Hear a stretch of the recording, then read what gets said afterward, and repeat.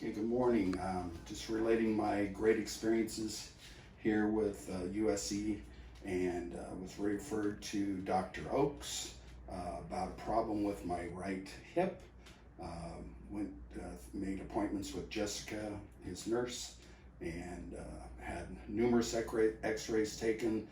Visited with Dr. Oakes on several occasions. Originally had a diagnosis that the heterotopic ossification or bone growth in my right hip was causing the pain, trying to elevate my right leg, which was very restricted and had been for several years.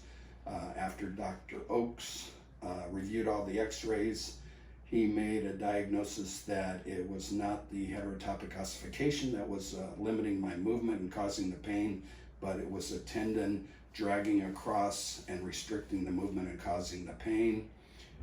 Tried a couple of different treatments through Dr. Oakes, which was physical therapy, and then we tried an injection, which neither one of those had any result.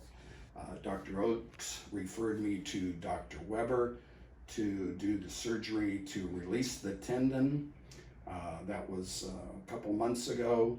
I now have no pain in my right hip.